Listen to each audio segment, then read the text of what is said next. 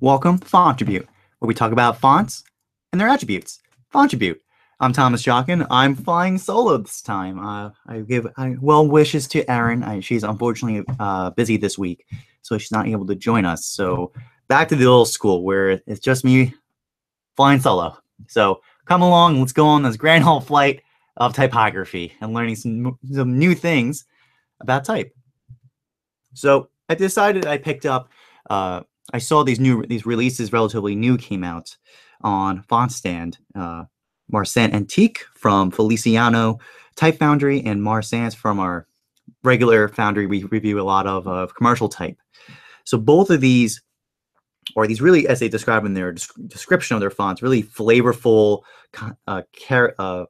flavorful character endowed sans serif grotesques. They're of a certain era of grotesques. Instead of the Helvetica mode, we had an episode way back in the day where we covered kind of one design that's similar to that. Kind of, if you remember correctly, Maple was like that, very flavorful. It called from that same era of grotesque sans serif designs that were very cheeky and fun and had a lot of flavor into it.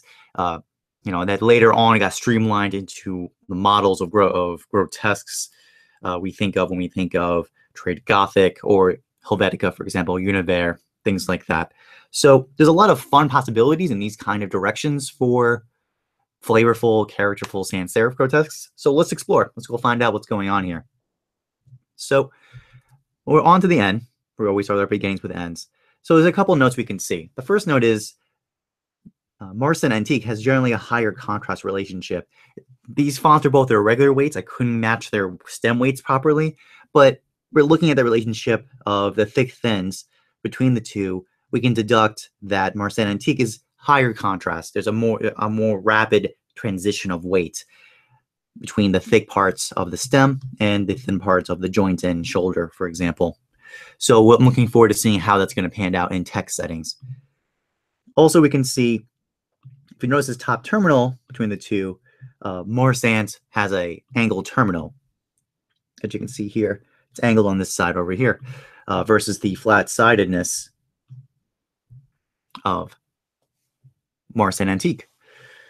So I think in response to that, then we see other decisions that come as a consequence. So in this case, we have a more rounded joint transition in the curve over here versus a more straight transition in Marcin. Probably this decision was made in respect of that terminal, right? With this kind of removing of content over here in this little segment, you're able to arch over the shoulder and the joint leading into it. Meanwhile, because you're keeping the whole unit here, right, this whole unit, this has to be a little more angled to compensate for, basically you don't want to be too heavy on this quadrant right here. So those are the inferments we can find out between the two. Oh, also we can see, again, we can also see just kind of how this counter is handled, right? Notice this one's a little more arched over in here in this transition. And also, again, that the kind of blunt transition movement, kind of rapid, quick, angular shift in Marcin versus this more smoothed out, gradual transition in the joint inside this counter form over here.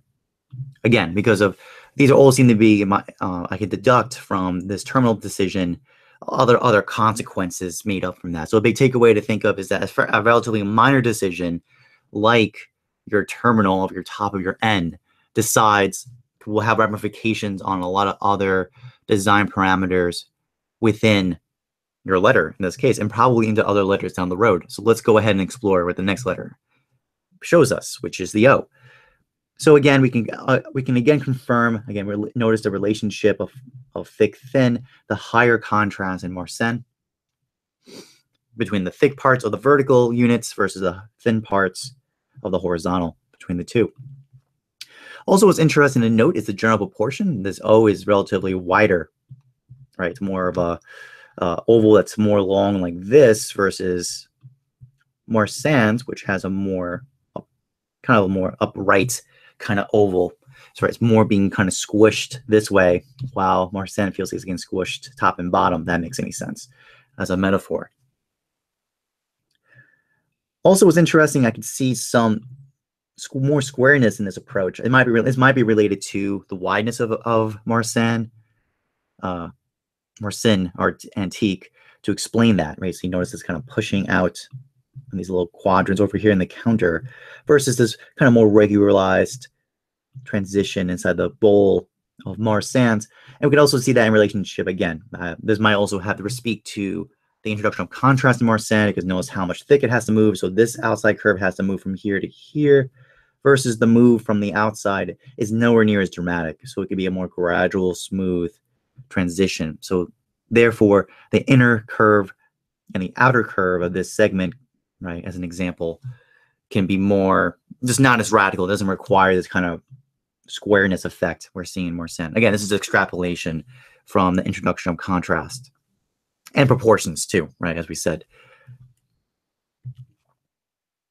So onto the D, kind of this combination of a round and a straight. We can definitely, now we have more information to learn. One is, generally we can see that, much the larger acenter space, Marr Sans seems to apparently have a kind of a, its tops and bottoms kind of are taking up or more space.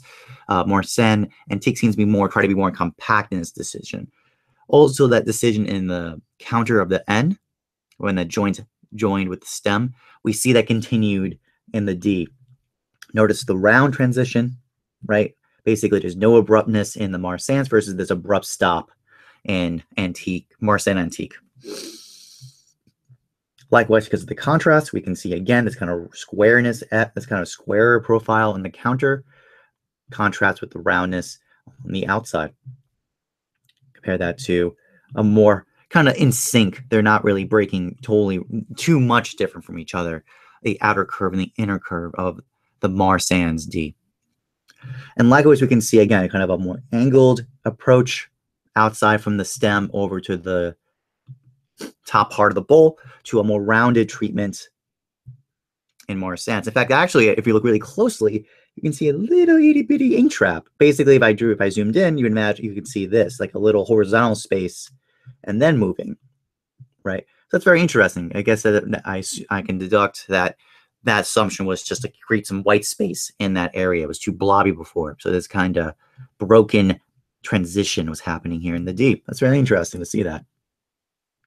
And likewise, take notice where the contrast is being introduced. Both of them are following the structure where this is the thick parts, these are the secondary parts, and this joint is where the thinness happens. Remember, so notice that sans serifs generally operate this way, where this is the primary, this is secondary. Joints are really where contrast seems to be introduced. And lastly, we can see again the conclusion, the top terminal of the N being applied now to the bottom of the D. Notice the angled terminal in Marr Sans versus the just straight rectangular shape in Marcin antique.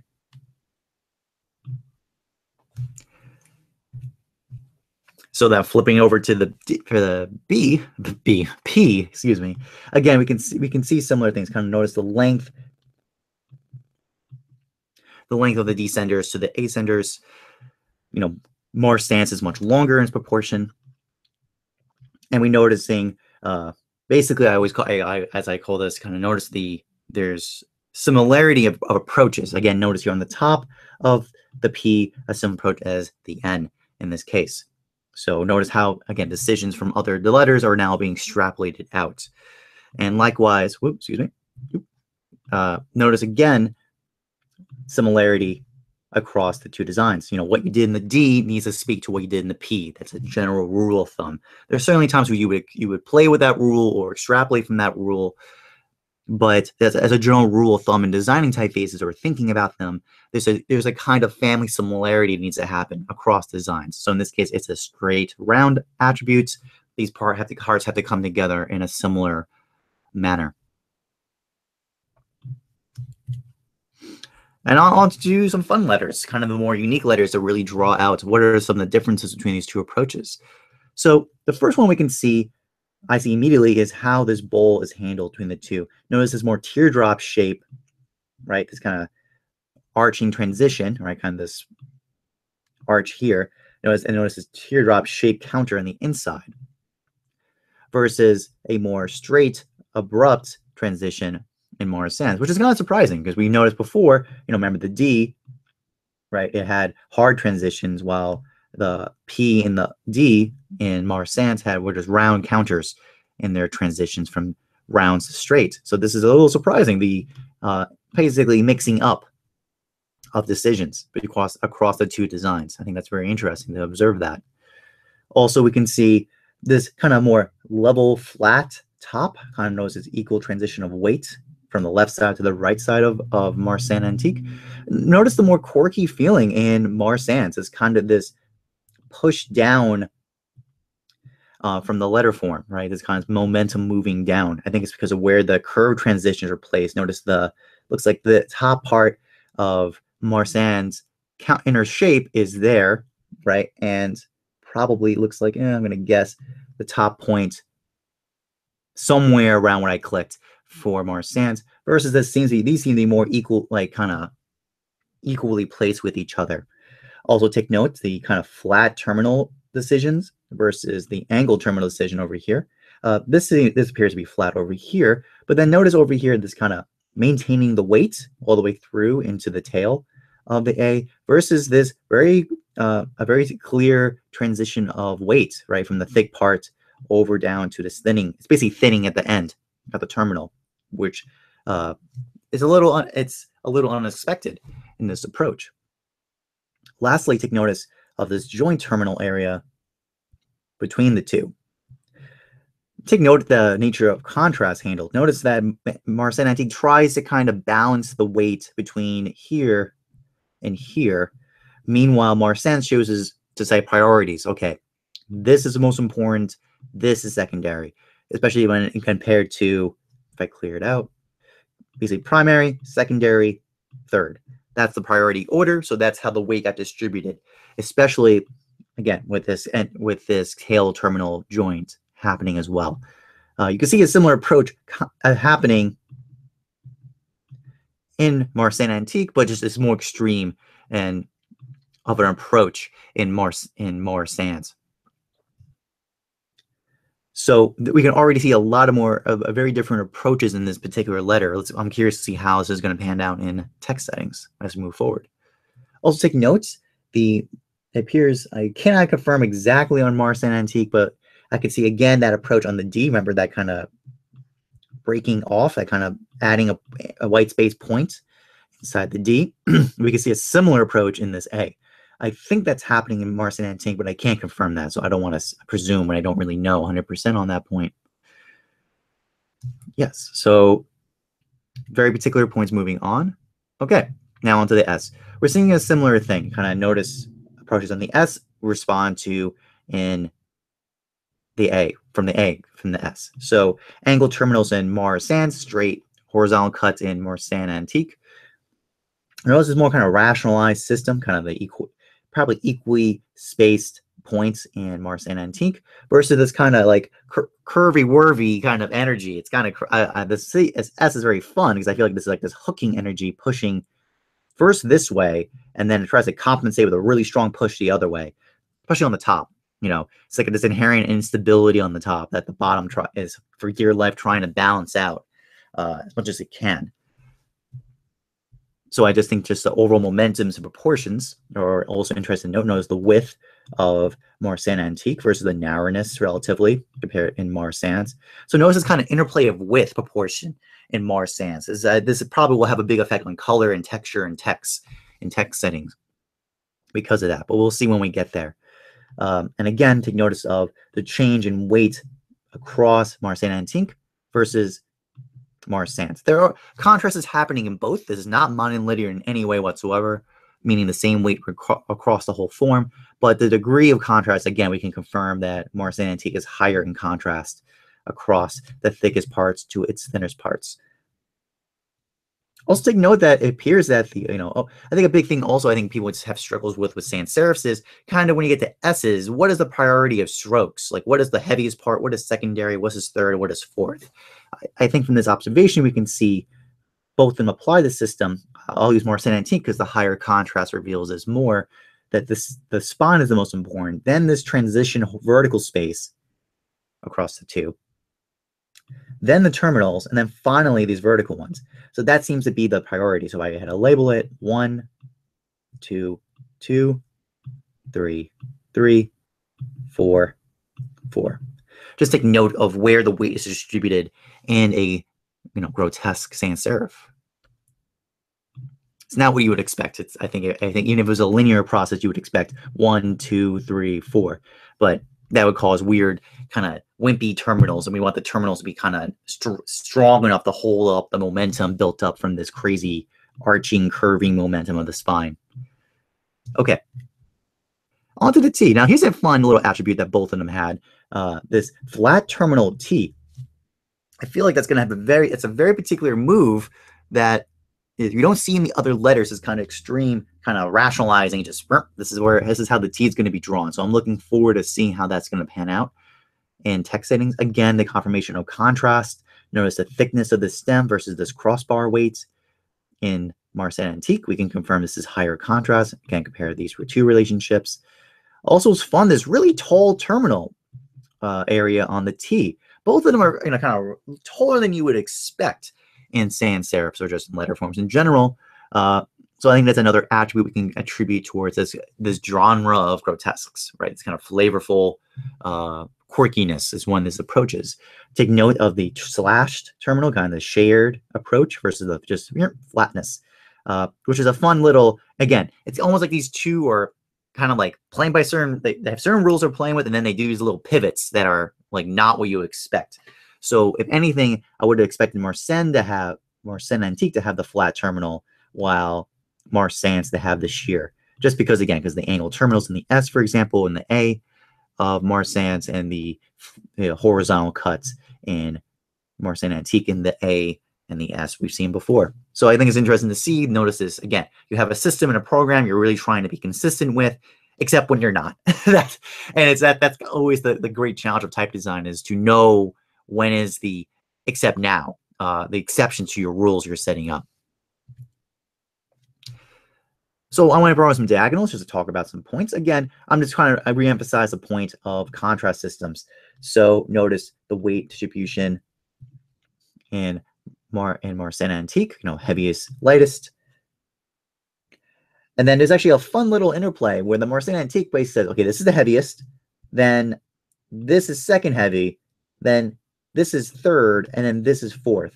So this is kind of weird, like, remember we've had sans serifs that work this system. Basically, they're super heavy on the outside, right? If I just draw really quickly and crappily, right? And they just thin out the middle strokes. They say this is primary, this is secondary. So notice this kind of versus the calligraphic approach, which you would say the strokes going this way are the heavy strokes. The strokes going this way, say I do a serif design, these are the thinnest. Just take notice. So notice again the more this genre of grotesques, we're struggling with a resolution of the system of sans serifs in relationship to our tradition of fine types like Garamons and old styles and even transitionals, and this model of contrast we had built up in calligraphy and just modes of thinking like that. So this is kind of a moment where in Marcin Antique, they're kind of like, we're kind of working towards this model, but we're not exactly fully sold. So we're going to do some weird kind of dancing around the problem in the W. Meanwhile, in the V, they made the clear decision. This is primary. This is secondary. So take note, again, even in sans serifs, one of the attributes about this genre, this kind of quirky grotesques, is calling back from these older models of contrast distribution of thick, thin, which we could also continue in Marr Sans. We see the similar setup. This one seems, although in the W, seems to make the commitment that these are the primary, these are the secondary, right? Kind of following more a traditional sans serif approach we've seen in other projects. So just take note of that. All right, so now we're moving on to like how is this looking with its capitals and its eight-ender relationships.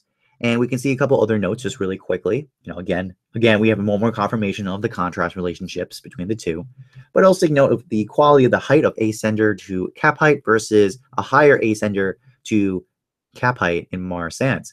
So again, a more interesting note about sans serifs, they generally try to average, their program is to generally average out the heights, kind of simplify things, except when they don't, right? With acceptance like this. Also, we can also see that generally Marr Sans appears to have, I believe, it looks like appears a higher X height relative to the, yes, relative to the cap height. Notice the larger X height relationship to cap height relationship in Marr Sans. Compare that to Marcin Antique. It's not a dramatic difference, but that's the thing. X heights are generally like an increase of 5 to 10% is gigantic in X heights. That's the kind of level of difference we're dealing with here. So it's like for every 1% you're increasing X height, it has a very exponential increase in the impact in your text settings with the type. So I just want to observe this point across the two designs. All right, so kind of a fan favorite, or a thing I like talking about, is with Erin. I want to continue and expand a little further on it with the more challenge or just interesting designs, or kind of the ogonek, the cedilla, and kind of the comma accent, and see how these get approached. Also, by the way, before I even get into that, I forgot to put the slide in for the G, but I want to point out here, again, Marr Sans' G is hilariously fun. It's got an open terminal, it's really wacky ear handling, and its proportion of bowl to kind of loop and spine and all that good stuff is very dramatically different proportion to Marcin Antique. I just always want to take note of that again. So, all right. So with that said, I think it's interesting to note the narrowness of the A is mirrored with a kind of narrow ogonek design approach of Marr Sans versus the kind of wideness and Marcin Antique respond with a wide ogonek. I like pointing this out because, generally, again, it's I should post a link to it. David Jonathan Ross, a good friend of the TypeThursday, did a lecture about ogonek, like not ogoneks, but accent characters, and they're, instead of just kind of being a bother or an annoyance that had to be dealt with in a design project, they're actually part of the vocabulary of a typeface. So they should respond to certain attributes and qualities about it. So width of these accents matter because of their relationship to their base letter. But also notice some interesting different approaches. It might respond also because of width, but notice the general evenness of weight in this ogonek versus this dramatic increase in weight over here, and this rapid thinning at this terminal and this terminal over here. So interesting to see the different approaches of how the ogonek is drawn and how weight is distributed. That's a big problem with, these kind of compact forms, and weight, when you add that weight to it, is where does the weight go? Another great example is the cedilla. They have very different approaches. Notice the Marcin Antique chooses what looks like appears to be a vertical contrast model. So basically this is super thin, the main weight, and then it kind of goes into a secondary weight around the cedilla versus a calligraphic force with an angled start stroke, and then an arch over and up and around. So even their structure, they're very different from each other on that level. Now, E-ogoneks are always fun because it's always a fun challenge of how to get that energy of an E. Imagine you're drawing here, you have to push through. So the pen has to kind of come back on itself to draw that ogonek hook effect. How can you do that? How will this be approached? So especially interesting when you have a horizontal terminal system, like again, we can see in the S, we see that as well in the E and the S, and this top of this A. How is this going to be handled? To notice the cedilla handle that with a horizontal cut, but notice the ogonek chose not to. So take note of that contrast and difference. So that's one thing to see across the two. And again, the nature of contrast movement across these two. Also, lastly, it's always find a fun challenge of how to get this curve profile working well. Actually, I'm a little surprised by Marcin Antique's kind of placement. I would have expected to move it a little further forward, but I guess the problem is the biggest challenge is you generally do ogonek here's the primary thing is you don't want your ogonek going past the boundary area of your letter form. That is kind of one of the priorities. So I take it that's probably why Marcin Antique chose the approach it did, considering how wide their ogonek is drawn. However, I think that could have been solved with some basically a curve transition a little earlier to bring it through. But it depends on the design approach that they were thinking. Maybe they were, but I feel like they basically they arched it up way too early. So I should say, because look at that nice curve transition they did in the A. It's a little lacking in the E at this case. Contrast that to the Marr Sans. This is a really nice transition arc, right, from the terminal over to here, you know, and it's feeling relatively similar in momentum. Whoa, I just keep pressing the wrong button. To the what the A is doing. So that's the thing. That's right. Basically, when you have to deal with these complications that you wouldn't expect, a good accent character set work will allow the characters to feel the same, even though these kind of transitions and compromises have to be made in the design process. Lastly, take note of, and notice again, like literally the comma accent really speaks from the comma, the quotation marks and all that, but is not the same. Notice this is not the same size as this. It got modified. It had to be done to make that work. So take notice of that.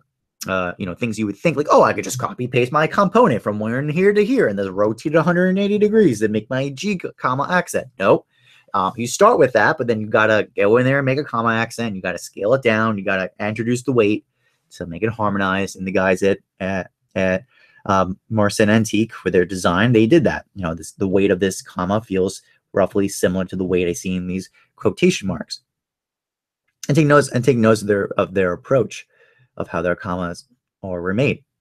Meanwhile, in Marr Sans, it does this really funky disjointedness. Notice it literally breaks. Like there's this like introduction of like a secondary stroke. It's like a box with a rhombus shape-esque skewed rectangle added on, right? And that's been mimicked through. It's a little, I have to be frank, I mean, I'm sure it came from historical sources. It's a little unusual. It's this kind of disjointedness of momentum. It's a little crazy. I'm curious how this is going to look in text. But hey, credit to them to at least carrying it through over into the G comma in this case, or the S comma accent in this case. I do feel like the commas may be a little too light, right, in Marr Sans compared to the weight evenness they maintained in the other accents. Contrast that to, again, the evenness of weight in Marcin Antique. But that would be my main critique of this. I think the weight's a little too wimpy and light for its proportion. Okay, so with all that discussed, we got numbers always adding into this mix. So numbers in this genre grotesque are really nice because they really try to add a lot of flavor to the project. And again, take note, I think Marcin Antique especially really plays on this point in a lot of ways. Take note of this arch in the terminal of the 1, the kind of adding of a kind of serif design, kind of horizontal bar at the bottom of the 1, the graphic origin. I kind of notice how the counter is this kind of pointy shape, kind of this little, again, pulling from calligraphic sourcing. It's not been kind of streamlined down as we see in Marr Sans. The kind of everything's kind of abstracted out, just up with these ovals that kind of call from calligraphic sourcing, but they have a very different approach. Also, we can see that again in pressing the wrong button. Kind of notice the thick parts over here versus that thinness over here in the middle. Again, different approaches, and again the approaches of of rounds to straights, how rounds connect. Notice this is continued in the 6 and the 9, for example. Meanwhile, the point kind of abrupt transitions in the 6 and 9 in Marcin Antique. Played through in the fractions, which by the way, these fonts have both fractions, which is fantastic because I always love supporting that when I can see it. And I really do appreciate in Marr Sans is super crazy too. It just goes way in there, and it's a continue in the fraction mode. So good on them for playing on that funkiness. Really appreciate it. Likewise, in the proportion of the 5, notice how large this 5 round section is compared to in the Marcin Antique. So both of them playing this idea of like super funky fun, or playing from calligraphic sourcing, or models of that in different ways. So again, these are similar. They're in the same mode of thinking, the same conceptual model of typeface, but they approach it in different ways.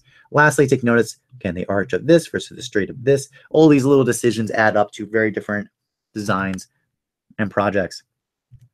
All right, so now comes the reveal time with the typesetting. So we can immediately see the color, obviously, of Marr Sans is lighter because, again, the reduction of contrast, right? This is a lower contrast, so the stems are just heavier in Marr Sans Antique. So this will feel heavier in relation. However, the large X height is really showing through. The lowercase letters are giving this text block a much larger feeling, like the words feel larger in setting than in Marr Sans Antique next to it, right? So you can see that relationship. I'm actually quite surprised by the quotes, commas, and quote marks. They're actually holding on pretty well in weight. So, but which was fine. I thought they were pretty good in their settings. I should have had a G comma here to confirm if the comma accents held up on that or not. But take note that, the commas feel really good. The general looks like, actually, it's funny. Like, it's like larger in like the width of the letters. There's, again, like we noticed before, it's more of interplay of width. Like, take notice of warmed. If you look at warmed here across the two, notice this, because its A is so much narrower, and the W is so much wider, this kind of WA relationship, it gives it like a kind of like expansion contraction effect in some way. So there's a lot more like dancing and interplay in Marr Sans. Well, Marr Sans, I think, tries to kind of average out. Let's get this under control. Let's smooth this out a little bit. We're seeing that planned out. Also, again, the nature of the contrast, and this kind of, I think, more squareness in the rounds. We're seeing this in letters like, I'm looking at Lincoln, looking at that O and the C, for example. This is more like uprightness, like a rigid uprightness I'm sensing from Marr Sans Antique versus a more smoothed out kind of softness across all of Marr Sans, right? Again, because a lack of kind of rigidness in the vertical stem energy. And those S's, take notice across in the word across. Notice the kind of smallness, kind of this weird, interesting momentum on the top of the S in Marr Sans. Really gives a very quirky feeling to the S. It's like so much smaller on the top than the bottom versus, again, the more averaged out, homogenized effect. I don't see in a derogatory way, I just mean kind of smoothness and feeling in Marr Sans Antique. So very fascinating. It's very interesting how all these small decisions give designs that seem so radically different, or so the designs seem so similar, very different feelings when it gets typeset out. And lastly, again, look at the T. Again, notice, I think that T is such an interesting approach because it like, especially in Marr Sans, because it kind of like, you have all this wackiness going on, and then like the T kind of like sharp, it's like kind of whips everything back into snappiness in approach, which is then immediately countered by this funky G we see in Marr Sans, right? Kind of like the open terminal, how the G ear is handled. Notice in, actually, it's funny, I feel like the Marr Sans Antique G is like a little out of place a little bit. Its size seems a little small compared to other letters, I think because of how small the bowl is, and its contrast, it seems a little monolinear as opposed to more that upright energy I felt in other forms. So that's interesting. That's very interesting. Okay, so with all that said, here are some of our conclusions. I think, again, these are similar projects that are really trying to call from a flavorful, full of character, grotesque design.